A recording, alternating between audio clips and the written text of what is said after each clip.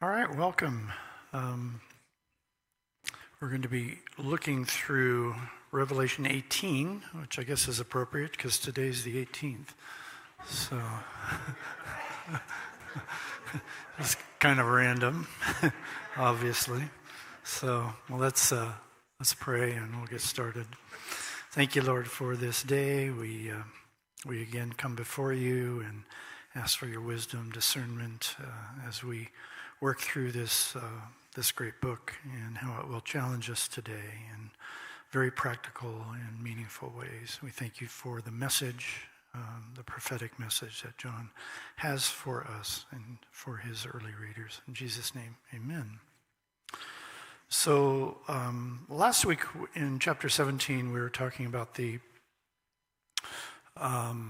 section where John talks about the Roman emperors, and 5 have fallen, one is living at the time, one is yet to come, and then he goes into a little bit more obscure discussion of how one is going to return. It's part of the 7, but it's going to be an 8.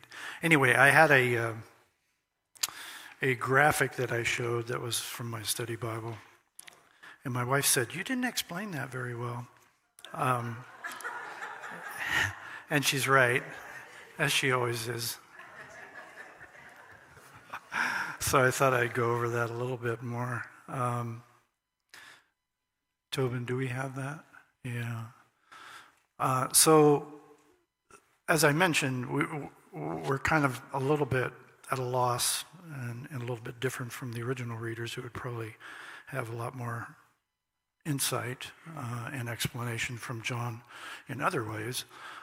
So we don't know where he starts. Like most of the lists that we have from the ancient world would start with the first emperor, or Julius Caesar's not really an emperor, but they would start with Julius Caesar, and then kind of work their way through to the rest. So this list has 12 Caesars up through Domitian, and then it adds Nerva just because some people interpret Nerva as kind of the return of the previous Caesar. So you can see there are lots of different ways that people interpret that list, right?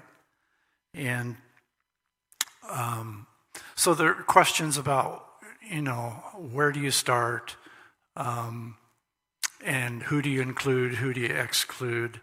So like you have this year of the 4 emperors right here, because after Nero's suicide, there were 3 emperors within a year, and then also Vespasian came from Jerusalem where he was besieging the city and eventually won out as emperor. So some people say, well, you wouldn't include those 3, Galba, Otho, Vitellius. So there are all these questions. Some people say, well, maybe John's just referring to emperors who have been deified, because of course in Revelation one of the big issues is worship of the emperor, temples to the emperor, priests to the emperor. And emperors typically were not deified until after their death. The exception to that would be Domitian. So I see Revelation as written during the time of Domitian. Domitian claimed deity in his lifetime. So anyway, there are all these various factors, and really at the end of the day, we're not really sure. But it somehow has to do with Nero. Okay, so last Sunday, Mother's Day, I took my wife up to Bellingham, and we spent the afternoon there. And we went to this little bookstore, used books, and there were books everywhere. I mean, not just in the shelves, but all over the floors. It's called Eclipse Bookstore, right? And we walked in the door, and the first thing my wife noticed was this book right here. Nero. It's like, I guess I got to buy that book.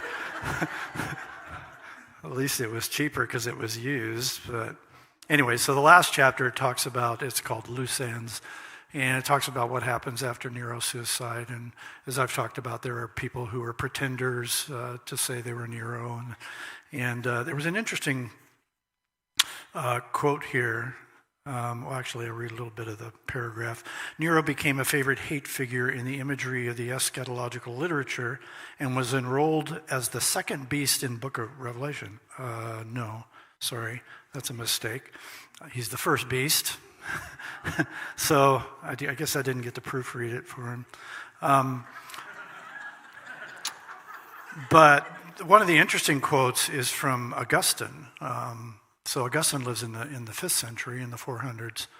And even at that late stage, and we're talking 300 years or so after Revelation, Augustine says, some suppose that he shall rise again and be the Antichrist. He's talking about Nero. Others again suppose that he is not even dead, but that he was hidden, that he might be supposed to have been killed, and that he now lives in concealment in the vigor of the same age which he reached when he was believed to have perished, and will live until he is revealed in his own time and restored to his kingdom. So conspiracy theories are nothing new. We see them in the ancient world. And it just kind of tells us that, we're not really sure. These readers weren't sure, but it does tell us there was a lot of mythology surrounding the death of Nero. And I know some of you are putting together like notebooks of the class, and you put your handouts in there. And if you ever need the graphics that I show, you can always email me, and I can send you a digital copy of that to include in there. So anyway, so today we're going to focus on chapter 18. And I'm going to start by reading verses 1 through 8. After this, I saw another angel coming down from heaven. He had great authority, and the earth was illuminated by his splendor. With a mighty voice he shouted, "Fallen, fallen is Babylon the Great. It has become a dwelling place of demons, a haunt of every unclean spirit, a haunt of every unclean bird, a haunt of every unclean and hateful beast. For all the nations have drunk of the wine of the wrath of her fornication. And the kings of the earth have committed fornication with her. And the merchants of the earth have grown rich from the power of her luxury." Then I heard another voice from heaven saying, "Come out of her, my people, so that you do not take part in her sins, so that you do not share in her plagues. For her sins are heaped high as heaven, and God has remembered her iniquities. Render to her as she herself has rendered, repay her double for her deeds, mix a double draught for her in the cup that she's mixed. As she glorified herself and lived luxuriously, so give her a like measure of torment and grief. Since in her heart she says, I rule as a queen, I am no widow, and I will never see grief. Therefore her plagues will come in a single day, pestilence and mourning and famine, and she will be burned with fire, for mighty is the Lord God who judges her." Yeah, so John doesn't hold back here, and as I mentioned, he's using quite a few allusions to the judgment of Babylon in the Old Testament and the various passages there. The thing that's going to change here in this chapter is that in addition to using allusions to Babylon oracles in the Old Testament, he's also going to now refer to oracles against the city of Tyre. And so we're going to kind of look at that economic theme today. And just a reminder that of the structure here. So Babylon, the destruction of Babylon, the actual destruction is mentioned with the seventh bowl, so at the end of chapter 16. So that's where it falls, all right?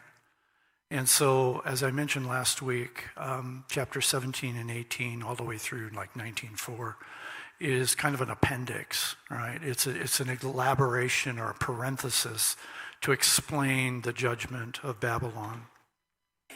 And John's going to do the same thing with the New Jerusalem. He's going to discuss the coming down of the New Jerusalem in 21:1 through 8, and then the rest of 21 and 22 is an appendix. It's like a parenthesis to describe the New Jerusalem. Okay, so they're very kind of parallels that go together. So here he wants to describe the judgment of Babylon in more details. Why does God have wrath on Babylon? Obviously, he's warning the people in the churches that he is a pastor prophet to not associate with the harlot, because be careful, this is what's going to happen. And the word harlot in Greek is the word porne. Okay. So where we get the word pornography. But he's also then going to describe her fornication, right? So another word from the same kind of root, porneia, which is often translated fornication or sexual immorality. But as I mentioned last week, here fornication is used to describe economic immorality, okay? So it's used quite a few times from chapter 14, 17. You can see the references there. So it's fornication as a harlot with the nations, right, economically. And that's really what John's going to try to illustrate in this chapter. So now he's going to start using some references or allusions to the city-state of Tyre. And if you ever read a little bit of history in the ancient world, Tyre was a really fascinating city because it's like an island off the coast of Lebanon today, right? And it grew into this great economic power. And it had two harbors. It had one towards the north, and it had one towards the south toward Egypt. And the north one kind of served Sidon and the north areas. And it really had this reputation of being like the Amazon, basically, of the ancient world, right? Is that everybody's buying from Tyre. And Alexander the Great, when he wanted to conquer the ancient world, he tried to conquer Tyre, but because it's an island, he just couldn't do it. He tried his best, and then he thought, okay, well, I'll build a causeway from the beach to the island, and it took him 7 months, and he built this causeway and eventually took over and destroyed Tyre. So, but this passage that John's using from Ezekiel is earlier, obviously, than that. So Alexander's in the 300s, and here we're talking 7th century or so. So Tyre became a symbol of international trafficking, opulent wealth, commercial hegemony, control over the nations. And like Tyre, Rome's economic control affected significantly the everyday lives and status of John's readers in the 7 churches. So John's not just here talking about social economic issues, but he's already referenced these issues earlier in the letter. So this is not like something new that he is discussing.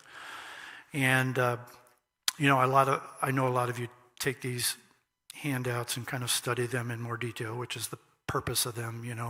I don't expect you to get everything in the class. But sometimes you just kind of need to read through. And it really would help to read some of these Old Testament passages like Isaiah 23, which is an oracle against Tyre, and then Ezekiel 26, 27, 28. So 3 whole chapters of an oracle against Tyre there in Ezekiel. And so I put just a little bit of a reference of a quote from that passage. This whole section really was influential to John, but just so you get a little bit of a flavor of it. Now you, son of man, he's talking to Ezekiel, raise a lamentation over Tyre, which sits at the entrance to the sea, merchant of the peoples of many coastlands. Thus says the Lord God, Tarshish did business with you out of the abundance of your great wealth. Silver, iron, tin, and lead they exchanged for your wares. Javan, Tubal, and Meshech traded with you. They exchanged human beings, so slaves, and vessels of bronze for your merchandise. Many coastlands were your special markets. They brought you in payment ivory tusks and ebony. Edom did business with you because of your abundant goods. They exchanged for your wares turquoise, purple, embroidered work, fine linen, coral, and rubies. The merchants of Sheba exchanged for your wares all the best kinds of spices and all precious stones and gold. You satisfied many peoples with your abundant wealth and merchandise. You enriched the kings of the earth. And of course, as we've been reading through Revelation, that's a phrase that we read quite a bit, the kings of the earth, right? And so John's concerned about the same thing. And if you were to read the whole passage and kind of counted the commodities there are 40 different commodities that are mentioned. And in Ezekiel, they're mentioned by nation or geography. In Revelation, they're more by the type of commodity it is. So this passage is kind of a fuller outworking of a topic that is already mentioned in the letter to the Laodiceans. So Laodicean letter is the final letter of the 7, right, at the end of chapter 3. And it deals with the same topic. And so it's interesting that final theme to the Laodicean church is also one of the final themes of judgment that John talks about here at the end. So it's kind of almost like a bookend. And so when we talked about Laodicea, it's fascinating because only in the last 15 years have they been excavating it, and they're discovering all kinds of things about Laodicea that when I visited it, it was more extravagant than Ephesus. I mean, everybody goes to Ephesus if you're over in that area. You say, wow, Ephesus, Well, no, wow, Laodicea. It's the only one that had 3 agoras, right? 3 malls, shopping centers, 4 fountains, 4 bath complexes, 2 theaters. It had the largest stadium in the region. And when we talked about it, I mentioned historically that there was this massive earthquake in 60 AD that destroyed the city. And Nero, who was the emperor at the time, said, oh, well, we'll help you out. It's kind of like FEMA. And the city said, no, we don't want your government aid. Who does that? We'll rebuild the city ourselves because we're wealthy. We have lots of patrons. And you can see some of the prophecies, Jewish and Christian prophecies from that time period, from the Sibylline oracles, which I've quoted quite a few times. Wretched Laodicea, at some time an earthquake will throw you headlong, spread you flat, but you will be founded again as a city. Another one, woe, Laodicea, beautiful city. Everybody knew the reputation. How you will perish, destroyed by earthquakes and changed to dust. So, as I mentioned there, that kind of pride of economic self-regard really comes out from the city itself. And it also seems to have influenced the church. We're probably talking about various house churches in Laodicea. And I think it's interesting because to me, it's like they want to keep their golden crowns, right? Because a couple chapters later, it talks about how the elders are throwing their golden crowns at the feet of the throne. Said, no, we want our golden crowns. And so this is part of what John's addressing here in chapter 18. Okay, we always have to remember this is a prophetic account that's directed straight to his readers and the churches there. It's not some generic kind of prophetic screed here. So market loss and lament. So in the next section of chapter 18, we start to have a series of laments, and I'm going to read that. Verse 9, the kings of the earth who committed fornication and lived in luxury with her will weep and wail over her when they see the smoke of her burning. They will stand far off in fear of her torment and say, alas, alas, great city, Babylon the mighty city, for in 1 hour your judgment has come. And that 1 hour there is it just means it happened really quickly.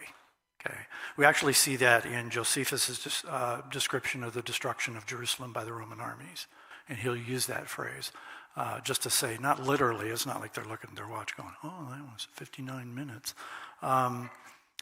No, it just means it's quick. It happens quick. This judgment happens, like now. And the merchants of the earth, verse 11, weep and mourn for her, since no one buys their cargo anymore. cargo of gold, silver, jewel, and pearls, fine linen, purple, silk, and scarlet, all kinds of scented wood, all articles of ivory, all articles of costly wood, bronze, iron, and marble, cinnamon, spice, incense, myrrh, frankincense, wine, olive oil, choice flour and wheat, cattle and sheep, horses and chariots, slaves, even human lives. The fruit for which your soul longed has gone from you, and all your dainties and your splendor are lost to you, never to be found again. The merchants of these wares who gained wealth from her will stand far off in fear of her torment, weeping and mourning aloud. Alas, alas, the great city, clothed in fine linen and purple and scarlet, adorned with gold, with jewels and with pearls, for in 1 hour all this wealth has been laid waste. And all shipmasters and seafarers, sailors, and all whose trade is on the sea stood far off and cried out as they saw the smoke of her burning. What city was like the great city? And they threw dust on their heads as they wept and mourned, crying out, Alas, alas, the great city, where all who had ships at sea grew rich by her wealth. For in 1 hour she has been laid waste. So we see here a series of laments, and it's interesting that the lament of the merchants is longer than the other two laments. You have the kings lamenting is 2 verses. You have the mariners is 3 verses. But it's the merchants in particular who John wants to kind of accent there. And when you look at and you study this list of commodities here, these are not just kind of general necessities of life. These are things that are luxuries. These are things that are over and above the necessary things. So if you were to kind of study the context a little bit more and the way he uses the language. So it's not just flour, right? It's choice flour. It's costly wood. And the word for costly wood is this wood you can only get from a certain country in Africa. And everybody goes, oh, like you walk into someone's house and they have a chest made out of this wood. And they go, wow, can't believe you could afford that. Chariots. Well, who rides in chariots? All right. I just think this is something that only people with a lot of money can have their own personal chariot and horses, right? So it's kind of like Rolls Royces, maybe. Slaves, even human lives. So this is really interesting, and I've mentioned this before, but it's in the Greek, it's slaves, comma, souls of men. Okay. So here, from the perspective of merchants, these are just commodities. These are just things we trade, like gold, silver, precious stones, right? But from the perspective of God, in Genesis 1, right, these are people created in God's image. They're not commodities. They're not things to be traded. So there's a real kind of prophetic critique going on here. So John does not mean simply anyone who made a living by trading, but those who obtained wealth and power by exploiting Roman society's Corinthian appetite, regardless of moral issues. It is these merchant barons who have helped to clothe the harlot with purple and scarlet and provide her with gold, jewels, and pearls. And when these wear out, they are more than willing to perpetuate her decadent image by selling her more. So again, I put another quote from the Sibylline Oracles. Kind of gives you the historical context there. And then, most prosperous of cities, Rome, you will be in great distress. All Asia, falling to the ground, will lament for the gifts she enjoyed from you. Okay? As I've mentioned, Asia Minor, the place where these 7 cities are, was the most prosperous province in the Roman Empire. This is where a lot of commodities came and went. And there were a lot of merchants and traders. And one of the fascinating things when we visited 3 years ago, we went to Hierapolis. And Hierapolis is part of this area which we could almost call Tri-Cities. Because you have Hierapolis and then you have Colossae And then you have, what's the other city? Can't remember it. Anyway, Hierapolis is right in the middle. And Hierapolis has this great big area of tombs. And so as we're driving there, I said to our guide, I said, hey, am I going to be able to see the tomb of Flavius Zeuxis? He said, yeah, we're going there. So, I mean, this is the one thing I really wanted to see, Flavius Zeuxis. Tobin, you can show the picture. Okay, so this is the tomb of Flavius Zeuxis, and there's just tons of these tombs all in this area here. But then there's an inscription on it. You can show that one. Next one there. And so I put what's on the inscription on your sheet there. There's a little merchant ship above there. Flavius Zeuxis, merchant, who sailed 72 trips around Cape Malea to Italy, built this tomb. Okay, so here's an example of someone that John's like talking about, right? He's a merchant who has traveled and bringing wares from Asia Minor all the way to Rome. He's made 72 trips, which probably means he's made 36 trips there and back. And to mention Cape Malea to anyone in the ancient world, they go, what? You made it around Cape Malea? I mean, there's these phrases that people go, if you're going to go around Cape Malea, make your will. You know, it's like Cape Horn, you know, in our history of people traveling. But here's someone who got rich from trading with Rome.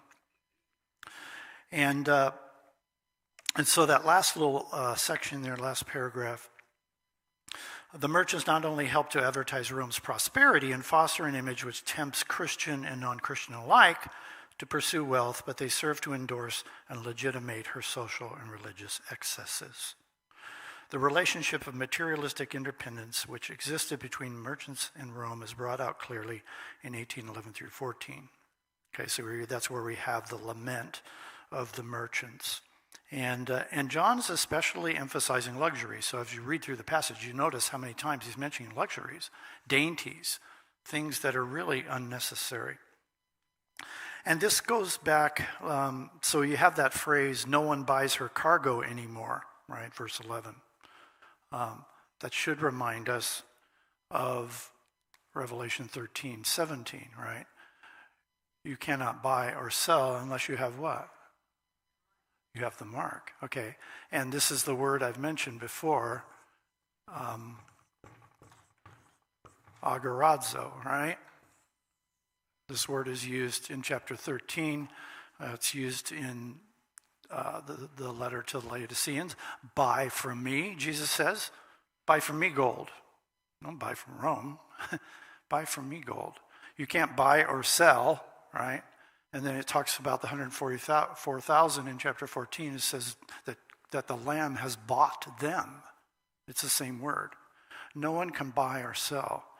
And so there's this theme that works its way all the way through Revelation about economics and buying into the culture there. For these traders, commercial success in the Roman market brought not only personal wealth, but social status and political influence as well.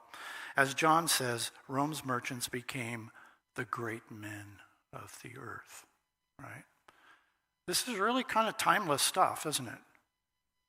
When we think about our own world and economy and the relationship between nations there. So this is why I say at the end there, John's use of earlier prophetic oracles, so using this oracle against Tyre, for example, from the 6th century BC. His oracles against the nation shows the timeless nature of human avarice and divine accountability. Okay, so John's just updating here.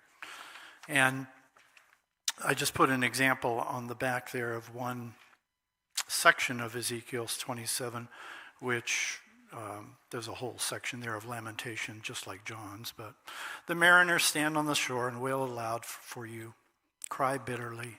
In their wailing, they raise a lamentation for you. Who was ever destroyed like Tyre?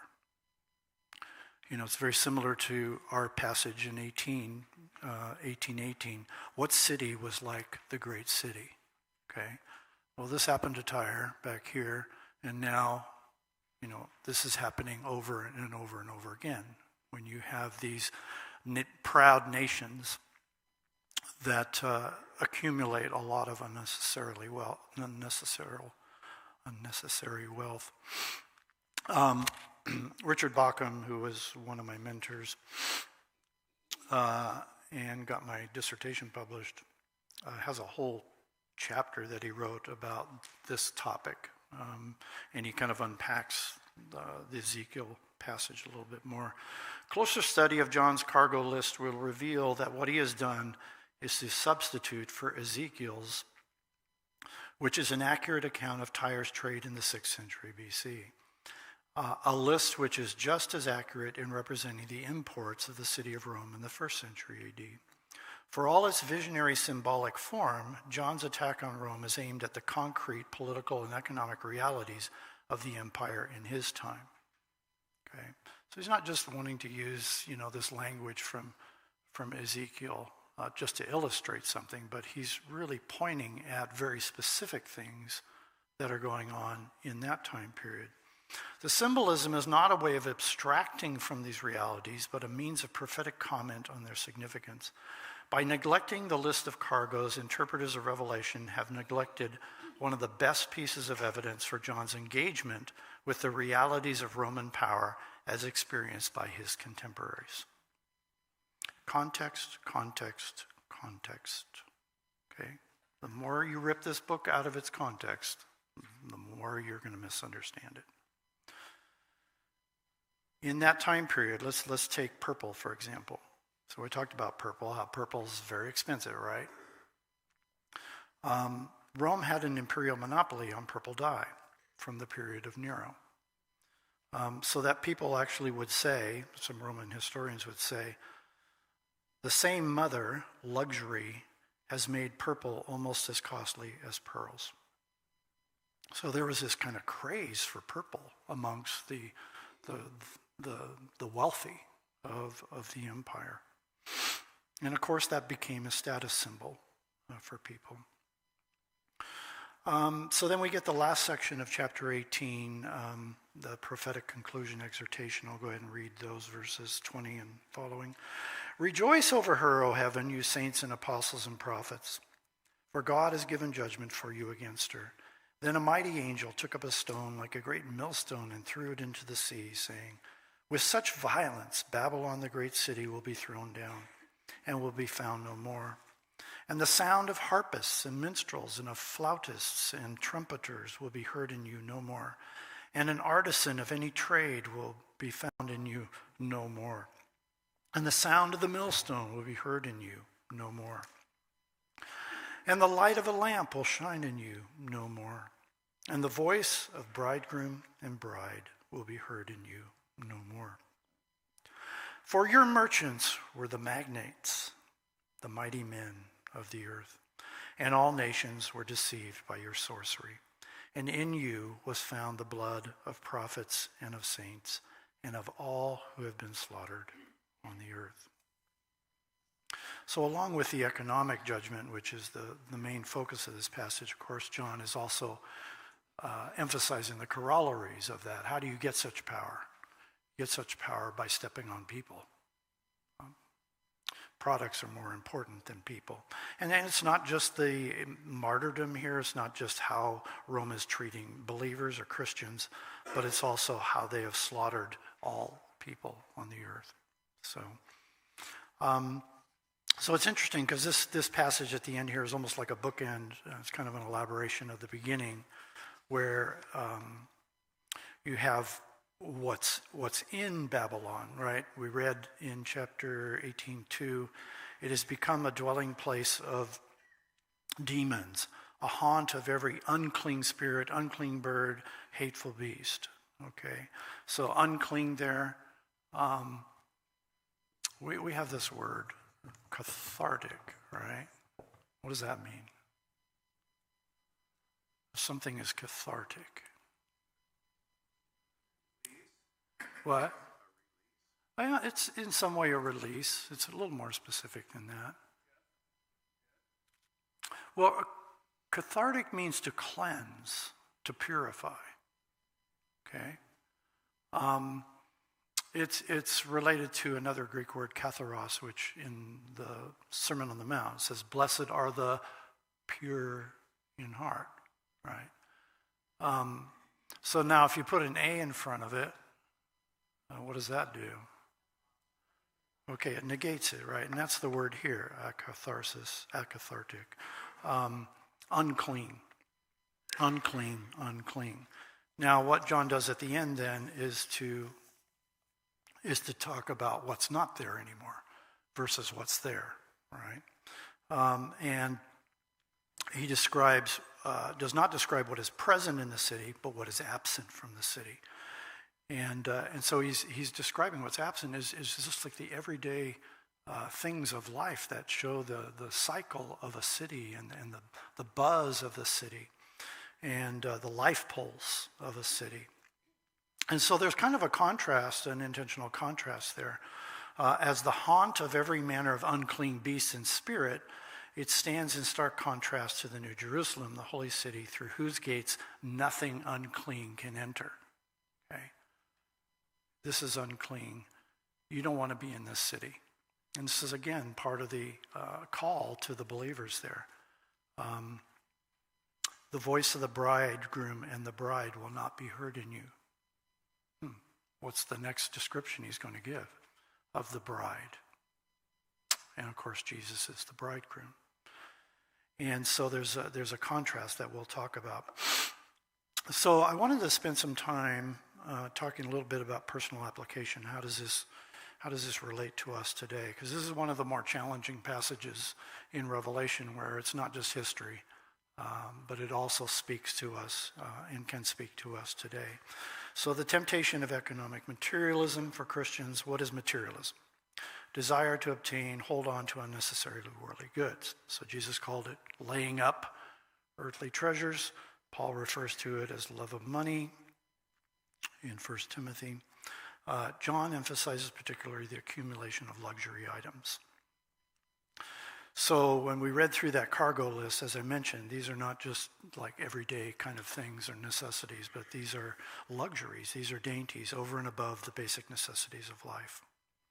So we have to ask ourselves the question, if John were speaking to us today and thinking about updating a cargo list for us, what would be in that list? And I've actually had students, my Fuller students, do this in a New Testament intro class. So they go work through chapter 18, and at the end I have them update, give me an updated cargo list, and they write some fascinating things there. So there's a couple quotes there from Luke. What is highly valued among men is detestable in God's sight. It's Jesus talking. Paul then in 1 Timothy, godliness with contentment is great gain. For we brought nothing into the world, we could take nothing out of it. But if we have food and clothing, we will be content with that. And contentment there is the opposite of covetousness, right? So Paul's kind of referring in an offhand way to the last of the 10 commandments there. And of course, I think we would want to add to his list there, having food and clothing, we would be content. Oh, really? What else would we want and need to be content? So I'd like you to take a few minutes, and there's some space there for you to think about how this would be updated today. What kind of cargo list would we be reading in a modern book of Revelation? So go ahead and do that. And those of you watching on YouTube, you can do that too.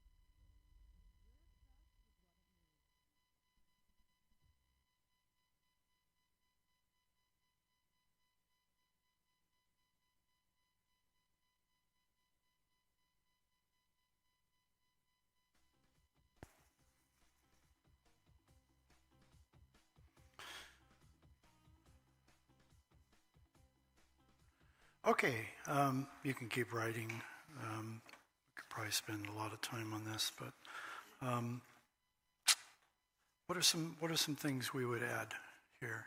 Yeah, phones. Okay, cell phones. Yeah, I think last week Jeff in his sermon, at least at the 8:30 service we were at, talked about his iPhone, whatever number it was, and you know, and you have to keep updating these things, and what they're like $1,000 each, right? Yeah, yeah.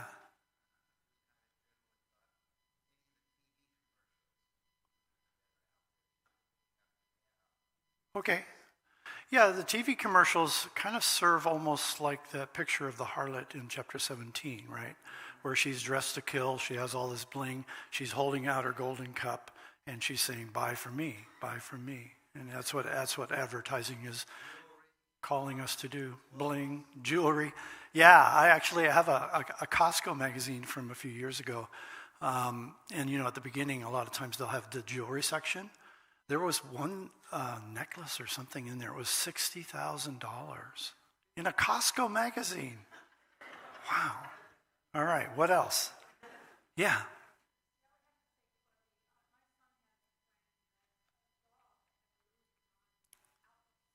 Okay.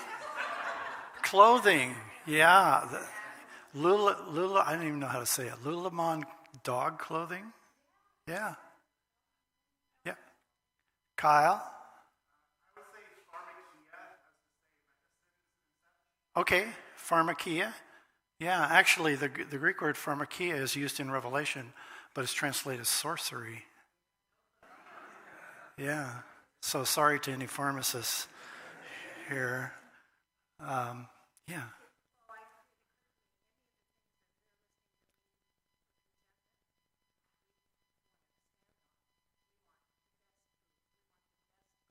Okay.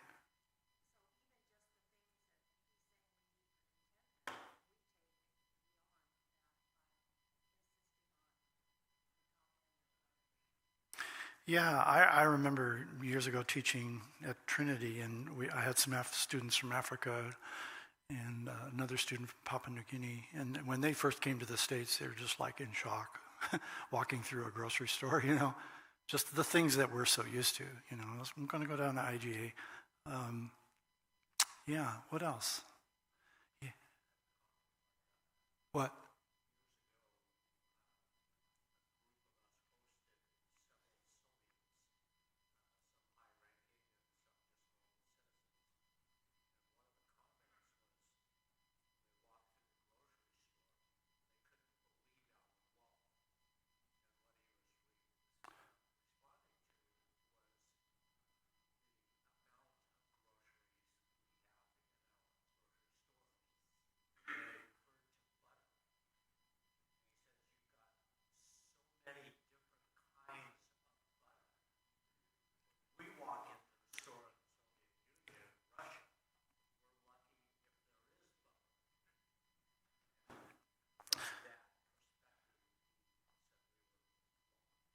Yeah, they've actually done studies. So he's talking about all the different choices of the same thing that we have in our culture.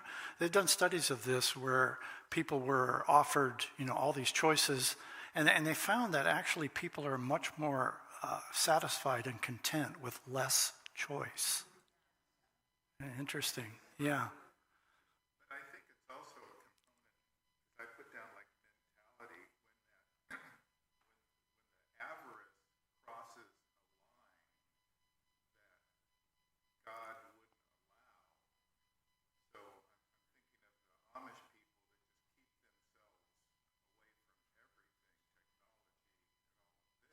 Mm.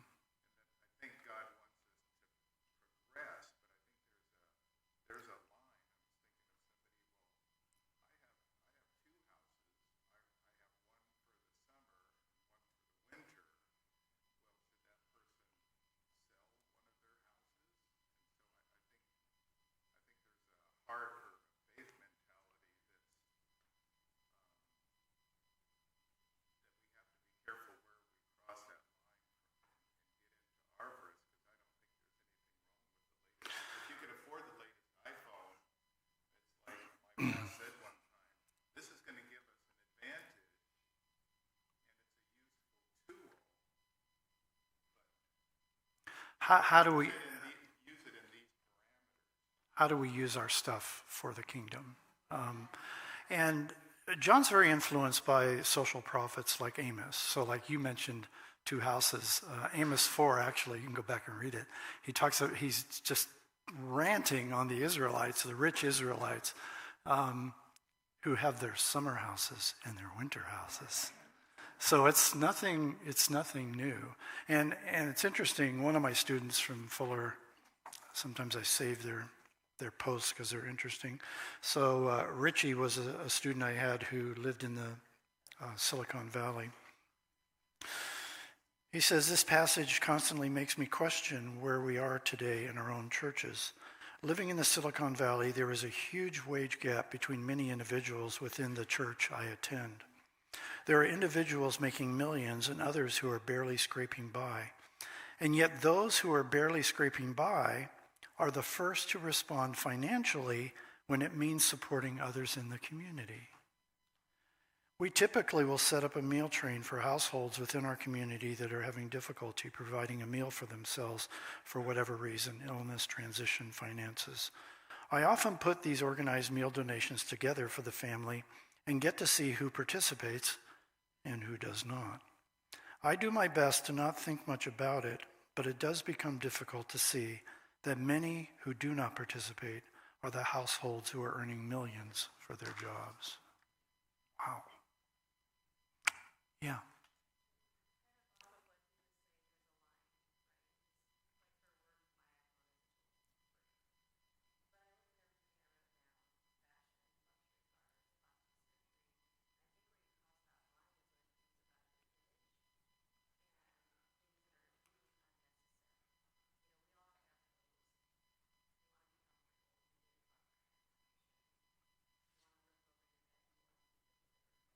Mm.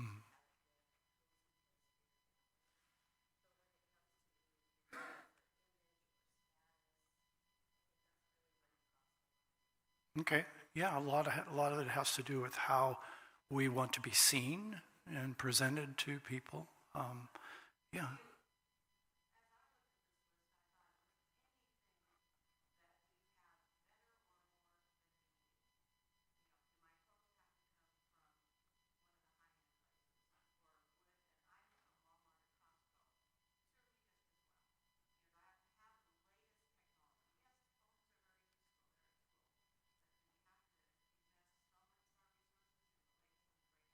Yeah.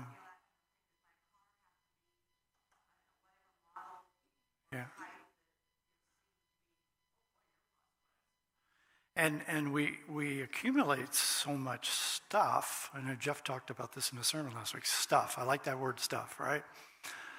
That we don't know what to do with it. That we have all these garage sales. Okay, so my wife signed up for a course called decluttering a few weeks ago. And actually I put a link to the website. Joshua Becker, he's actually a pastor, and he doesn't push it in the class, but he has 6,000 people sign up for his class of decluttering around the world. How many weeks is it, Lori? 12? 12 weeks. It's like $80 a person. Anyway, so yeah, I've been taking trips to the thrift store and donating things and so on. And we have so much stuff that, we have all these places where you don't have any room in your house anymore. Now you got to go rent a storage unit, right? How many storage units do we have around here? Yeah, Donald? I think when you buy a boat the next year, you want to sell it, you want to buy a bigger one. Okay. So you're not really satisfied. Sell it, fulfill my life. Yeah, that's our classic keeping up with the Joneses. Yeah, Jim?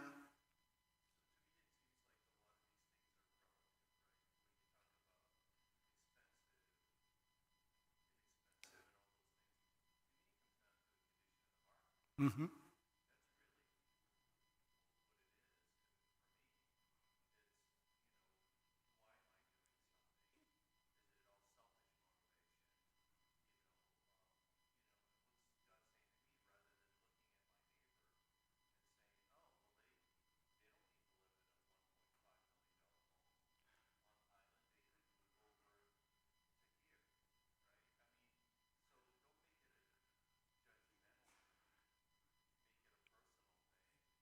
Yes, yes.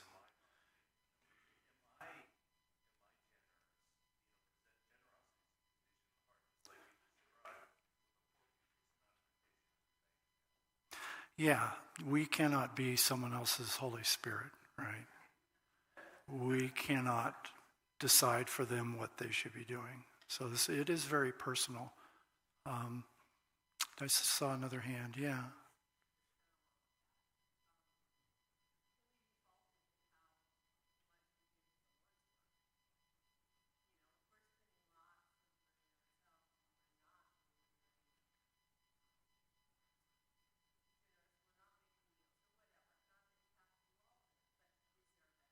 Yeah, yeah. Yeah, the New Testament does not teach tithing. It teaches giving. So 10% is a false limit in Paul's view. So we do have to be careful. Now, I want to challenge us even a little bit more to think about the international implications of this. I just got my new Christianity Today article magazine, and in it there was an article about Dennis Mukwege. Do you know Dennis? Yeah. Dennis is an OBGYN in the Congo. He won the Nobel Peace Prize in 2018 for his work, and he mainly works with women who have been raped in war. So why is there this ongoing war in the Congo? For more than 30 years, war has ravaged South Kivu's population. Outside forces, including Rwanda and Uganda, support rebel groups in a pitched battle that's mostly about monopolizing Congo's trove of raw materials essential to technology. China controls much of the mining and trade, and the United States has pledged millions towards a new export corridor from Eastern Africa to the Atlantic Ocean. The AI-fueled thirst for new chip technology runs on cobalt. So, I mean, we're looking at these lists, gold, silver, What's the new metal that's really important that people are fighting over? Cobalt. Phones, computers. Other conflicts get more headlines, but the war here has strong ties to U.S. and global interests, if measured only in smartphones. Yet many in the developed world know little about this conflict that's caused more than 5 million deaths and untold atrocities, including widespread sexual violence. Dennis Mukwege is also a pastor, and he works long days, and then he goes and preaches in his church. So that's another thing that's kind of convicting for us to think about. We kind of don't think about the connections of the stuff we have with what's going on in the rest of the world.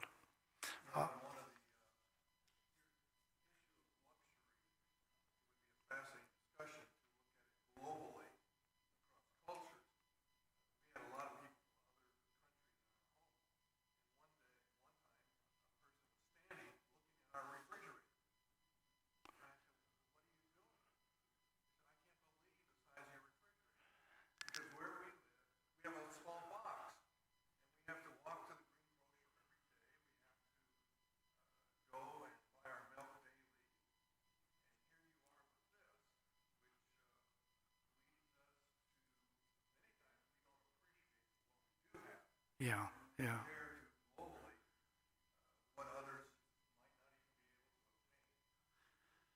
So it's interesting, when we moved to England in '84, and England's is a Western country, but the refrigerator's tiny. It's like, what? How am I going to fit all my groceries in there?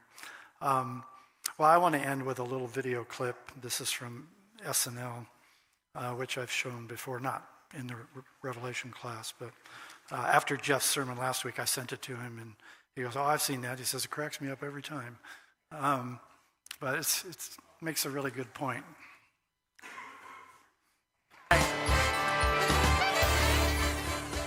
All right, God bless you. Have a good day. Don't buy stuff.